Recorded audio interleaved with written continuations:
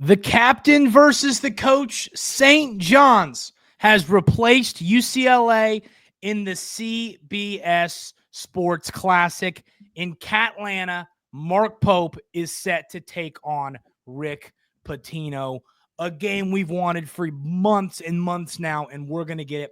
That's going to be the conversation on today's episode of the Wildcats Today Podcast. I'm your host, Andrew Stefaniak, publisher over at Kentucky Wildcats on SI, joined as always by Carson Nash. Carson, it's Thursday. You're coming into town. You're staying at Clay's this week. What's going on with you? You're staying with Clay. What's going on with you? Yeah, so when my parents go out of town, they just say I'm not allowed to stay at the house, I guess. So shout out to Jeff and Christy there. Yeah. But yeah, I'm bunking it up with the buddy Clay, so it's gonna be a fun weekend. Well, Clay was just over here helping me patch some drywall. So Clay's getting like a triple shout out today. So shout out Clay Anderson, GOAT. Big derby party coming up on Saturday, Carson. We need this weather to hold off. Mm-hmm. I'm super stoked about it. I'll tell you what, our friends are going to find a way to have, with a keg, we'll find a way to have a good time, whether it's inside or outside. But it'd be ideal if this rain could hold off. And I think all of us fellow Lexingtonians and Kentuckians can agree with that statement. But Carson, Kentucky is set to take on St. John's. Seriously, I mean, we wanted this game the second Mark Pope was hired as the head coach of the Kentucky Wildcats. And we're finally going to get it. I'm so fired up about this matchup. What are your thoughts? What was your immediate reaction when you saw the news? Well, the immediate reaction is, of course, we get to play Ricky P again. We haven't played him since 2016. It's been a while. But it's super cool to have the whole dynamic of the coach versus the former player, the captain, the leader of our championship team. So I'm super stoked about it. And none other than CATlanta. You know, we had some good memories the last time we were down there. And we definitely still had it. Carson still has it. I'll tell you that. He still got it. But that was a good trip. And we are going back for that, right? I mean, 100%. I'm going. I'll be there. Yeah. I'll be there. I'll tell you that. I'm going. This game is set for December 20th in CATlanta. I just think this is – now, I'll tell you this, Carson. We're obviously, the narrative surrounding this game is going to be the coach versus the captain. Mark Pope and Rick Pitino, they won a ship in 96, and they both want to win this basketball game. It's a different type of relationship. They're friends, but it's more of a like apprentice and what is the word? You know what I mean? Yeah. That's kind of the relationship here. Mark Pope is his apprentice, is how I'd say it. So Mark Pope wants to beat him, and Rick Pitino doesn't want to lose to anybody. Ever. Mark Pope's the Darth Vader to Emperor Palpatine. I agree. And we've seen how that works itself out in Star Wars. But, I just think this is such a good thing for college basketball. Let's be honest, we ended up on the wrong end of the stick in that game last year. But I think the two biggest games over the last 2 years of college basketball, including last season and next season, will be Kentucky, Arkansas, and Kentucky St. John's. And that right there says a lot about our program and Rick Pitino as a coach, obviously, too, that we can't Rick as well. But I just think it says a lot about our program, Carson. Yeah, 100%. I mean, nothing changes when it says Kentucky, right? It's the most watched game always. So it's not going to change with St. John's, and it's only going to get bigger because of Ricky P. And I mean, what a job he's done at St. John's too. He's just brought them back to life with the #1 overall transfer portal class. I mean, he's even brought in a former Kentucky Wildcat, Bryce Hopkins, to play for him. So exciting stuff over there as well. He would make WKU a 5 seed. Rick Pitino, I think he's the best coach of all time. Well, I told my dad this. I said, if he never leaves UK for the Celtics, he's the best college basketball coach, and it's not even close. Yeah. No, I struggle to argue with you for that point there. This game is just going to be so special for this program. And I mean, the narrative around it, it's just going to be a fun week. But I mean, once again, that's what I'm telling you. I think people are going to be so wrapped up in the narrative that they're going to forget this is going to be a Final Four-esque matchup basketball game. John Rothstein, a guy I really respect in this industry, really likes the Red Storm. He really likes the May. Kentucky Wildcats. Yeah, and he sleeps in May, and he always has his nitroglycerin pills with him. But he really likes both these basketball teams. I think these are both preseason top 10 teams. I think these are both 3-year seeds or better in the NCAA tournament. This is a Final Four-esque matchup that we're going to see 5 days before Christmas. I'll tell you that right now. Yeah, 100%. And I mean, like you go down the list, right? You got Dylan Mitchell, Ian Jackson, Bryce Hopkins, Sandin too from ASU. I mean, they've got a stud roster set already, just like us. JQ, Brandon Garrison. I mean, you could go down the list. It's going to be a clash of titans in Atlanta, and it's going to be something fun to watch for sure. Oh yeah, I mean, I am fully with you on that, and I mean, it's a fun basketball event. This CBS Sports Classic is always a great sporting event. I mean, it's been a lot of fun. You know, we played North Carolina in that 2 years ago. That was a fun game. Obviously, we were there for that, and then last year it was in MSG when we lost to Ohio State. But I think I hope that we are going to get some revenge of the CBS Sports Classic and beat Ricky P. That'll be fun. There's gonna be some Carson there. Well, that's what I'm saying is, and I keep reiterating this point, but I think so many people think this is gonna be like a lovey-dovey. Oh, it's a great storyline. They both want to kick each other's ass. I tell you that. And when the game ends, that's what competition is. Carson, we're gonna play Boom Cup on Saturday, and I'm gonna want to kick your ass. Like that's the reality. That's what and that's what it is. You know what I mean? And so that's the part of it. So no, this is going to be a serious matchup here. Any other thoughts on this game, Carson? We want to talk a little bit about Otego Owe and what's going on with him in the NBA draft stuff. That's all I really got on it. I'm really excited. It's a new opponent. Like I don't even remember the last time we played St. John's. Someone will have to leave that down in the comments. But it's really, really exciting that we get to add Ricky P to our schedule. Yeah, it is. And once again, this is going to be a great basketball game. This should be a top 10 matchup. It's the game I'm now most excited about. Personally, I'm more excited about this game than I am Gonzaga. It's going to be a fun matchup. So I'm really fired up about that. We'll be at that one. You can go ahead and bet on that. We will be. Hey, me and Mike are going to the Hard Rock right afterwards. We're not waiting on you. I really am still getting unangry about that. I had to walk all the way back with my backpack. Oh, I was so mad at y'all. But this is what Coach Pope had to say. He went on with John Rothstein on Wednesday. He said, Otego is going through this draft process, and we're cheering for him every step of the way. But I know a lot of his heart is back here at Kentucky. If he does return, he'll probably return as the presumptive SEC Player of the Year favorite. Great quote. I love that. Market your players. Heck yeah, push that narrative. Let's make them the SEC Player of the Year front runner. Presumptive winner before the season starts. Also, Carson, Jalan Lowe is staying in the draft currently, just like Otego Owe is. So, I mean, do you have, any concern at all with this? A little, none. What are your thoughts on this?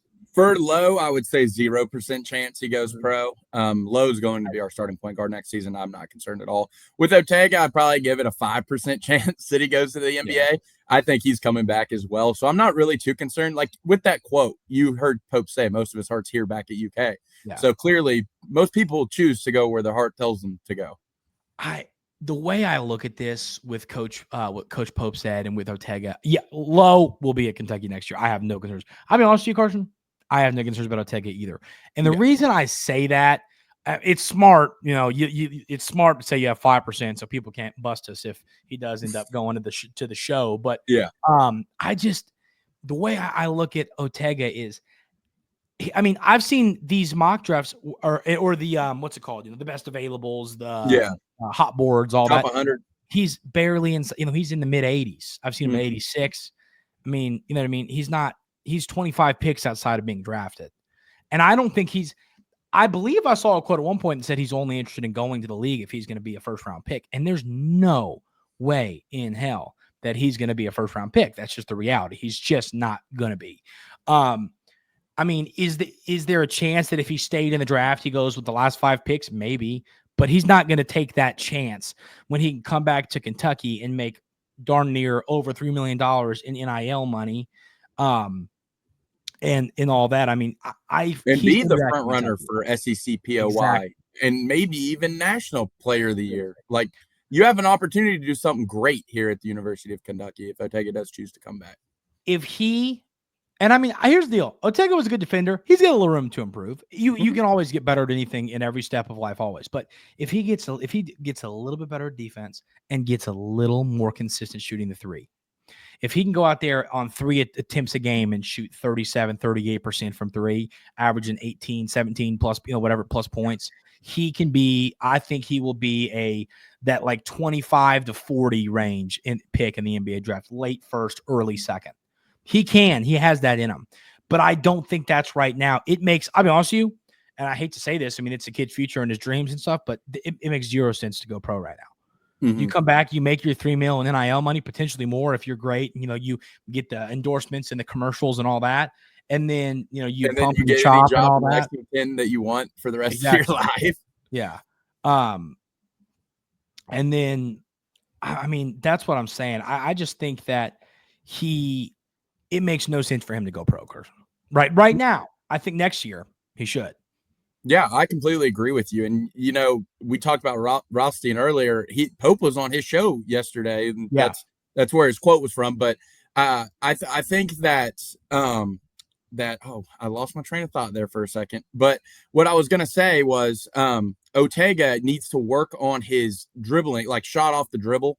And I think Pope, he was talking about BG when he said this, but I think it applies for Otego as well. It's another year in his system, because Pope's system is based off of player reads, as he was saying, and being more used to it is going to be huge for Otego, and allowing his offensive game to develop to the next level where he wants to be for a first-round draft pick.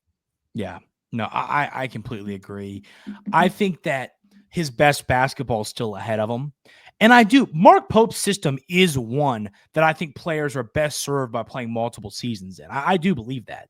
And I think that will have a positive impact on Otego Oweh when he's back again next year. But yeah, I agree with you. I think another year in this system, and I think people hear that and they go, okay, whatever, man. I really do believe that's not just something that we're sitting here saying. The staff believes that. Like, they're saying that another year here with us, it makes a difference. And that is really going to be something to pay attention to. And I think we'll learn, because once again, we don't know what multiple years in Mark Pope's system at Kentucky looks like, because this is only his second year. We'll learn quickly. Are players different? Because then that will not become a cliche. That will become reality. And so I think that it's going to really show us what we mean by that. So I'm excited to see what a year 2 Garrison, a year 2 Chandler, a year 2 Otego Oweh, a year 2 Trent Noah, what they look like. And that gets me fired up. Last question I got for you, Carson, for the week today. I've got 2 more. One's stupid and one's actually important. Coach Pope also went on to say that he's still hunting, man. And we've reached out to, we'll just say this, the former Miami guard, because Divine. His name Divine. Divine is a guy, like, would you like, we're looking for, according to Mark Pope, a depth piece / like a practice type of piece. I think going to get that kid from Miami would be a splash edition. I love it. Splash edition. For his role. Mm-hmm. I think a lot of fans would say, well, I mean, he averaged 4.2 points a game. That's not the point. The point is you're getting a kid that's going to come in and help, and not only give you good looks in practice. He played Power 4 basketball. 2 of his best games were against Louisville and Duke last year. Exactly. Mm-hmm. That's exactly what I'm saying. Now, what was the Hawthorne kid's first name? Didn't he commit somewhere? Braden Hawthorne. Didn't he just commit somewhere? Oh, I'm not entirely sure. It would have had to been really, I think it recent. Let me see. I'll tell you right now. No, I just lied to you. He did not. I don't know why I saw that. I was going to say, I didn't. He did visit Duke. I saw something with the last name Hawthorne. Maybe it was like a football recruiter or something. I don't know. So he is not. So I mean, maybe we're still in there. That kid just took a Duke visit. I mean, I don't know, but I think we're going to get another edition, and I don't hate the idea. It should be a guard. Go get a backup guard that can come in. Travis Perry role. Exactly. and be that guy that if you need him to play 5 minutes, he can. He can help you in practice and all that. And if you have an injury, you have an okay player coming off your bench that's a little experience. I'm cool with going to get another player like that. Yeah, and you got to think, I mean, if he's 6'3", he's got size, and he's coming in and he knows his role, I would take him 100% of the time. Every time, boom, I'm with you. I am fully with you on that, Carson. Here's my last question of the day, and it's probably the most important of the day. Who's winning the Derby? Oh, I'm going Sandman. I'm going Inner Sandman. I know from the position that he's at, no horse has ever won the Derby, but Rich Strike won the Derby, and no one thought that was possible. Mm-hmm. So we're going for Sandman, and we're going to Inner Sandman all day long. The only reason I'm honestly betting Sandman's a good horse. He's a good horse. And he's a closer, and those are always my favorite to bet on. The reason that I'm betting on Sandman, and the reason I'm going to implore everyone at our party on Saturday to bet on Sandman, is because at 7:55, I want to enter Sandman after the keg's been flown. That's a dream of mine. 6:55, right? Because it's at 6:57 normally. That's what I meant. Yes, it's 6:57 is the post time. At 6:57, or 6:55, I want to play Enter Sandman. As we've all put $50 on Sandman to win the Derby. That would be an electric afternoon. So I am all in on that with you, Carson. So any other thoughts before we call it a week here, Carson? That's it. I hope everyone has a great weekend. Try to stay dry out there. I know the forecast doesn't look too great for us, but thanks for watching. Hit that sub button. Yep, hit that subscribe button. We'd appreciate that. It's funny, Carson. This is a fun fact to those that have been with us for a while. Last year, we did the exact same thing we're doing this year for the Derby party. We had our 1,000 subscriber party. It was at my old house. And now we're almost at 2,600 subs a year later. So just thank you all for that. That's awesome. Support. Thank you so much. Hey, and if you've been here since those first 1,000, let us know. For those that have been here. We really appreciate y'all, and keep hitting that button. We want to get to 3,000 and keep climbing the ladder. So thank y'all so much. Hope everyone has a great weekend. Hope this rain stays away. Enjoy the Derby, and we'll see you next week right here on the Wildcats Today podcast.